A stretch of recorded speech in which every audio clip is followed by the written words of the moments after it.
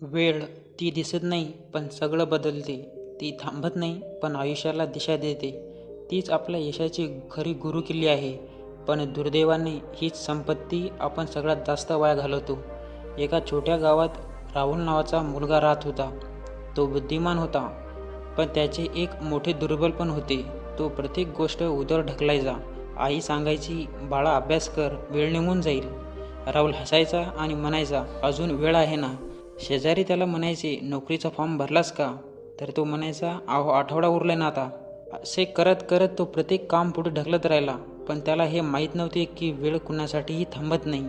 एके दिवशी त्याचा मित्र आदित्य शहरात गेला आणि चांगल्या कॉलेजमध्ये प्रवेश घेतला. राहुल मात्र अजून अर्ज भरायचा विचारच करत होता. जेव्हा तो अर्ज घेऊन गेला तेव्हा कॉलेजचे दरवाजे बंद झाले होते. अर्जाची शेवटची तारीख कालच होती.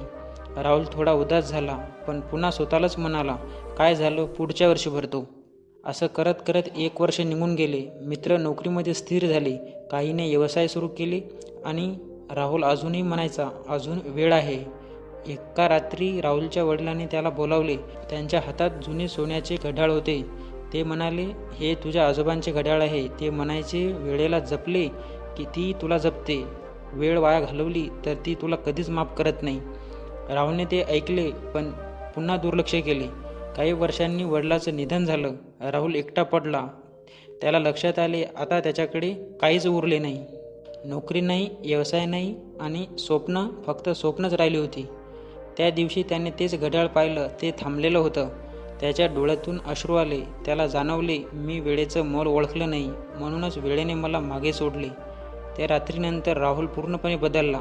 त्याने स्वतःला विचारले, जर मी आज सुरू केले तरच उद्या काहीतरी घडेल.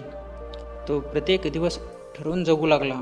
सकाळी लवकर उठणे, अभ्यास करणे, नवीन कौशल्य शिकणे. हळूहळू त्याच्या आयुष्यात बदल दिसू लागला. लोक म्हणायचे, राहुल बदलला. आणि काही वर्षात तो एका मोठ्या कंपनीचा प्रोजेक्ट मॅनेजर झाला. जे लोक म्हणायचे तो काहीच करू शकत नाही, तेच लोक आता म्हणायचे, हा माणूस मेहनतीचा आदर्श आहे.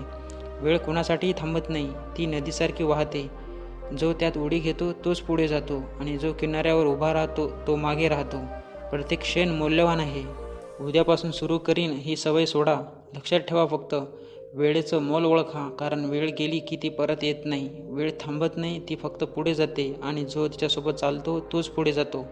वेळ ही सोन्यासारखी आहे, एकदा गेली की ती परत मिळत नाही. आजचा 1 तास वाया गेला म्हणजे उद्याची एक संधी गमावली. जीवन बदलायचं असेल तर वेळेचं व्यवस्थापन शिका. वेळ सगळ्यांना मिळते, पण सगळे तिचा उपयोग करत नाहीत. ज्याने वेळेची किंमत ओळखली त्याचं आयुष्य बदलले. तर तुम्हाला कशी वाटली ही गोष्ट कमेंट करून नक्की सांगा. भेटूया नंतरच्या व्हिडिओमध्ये. तोपर्यंत धन्यवाद.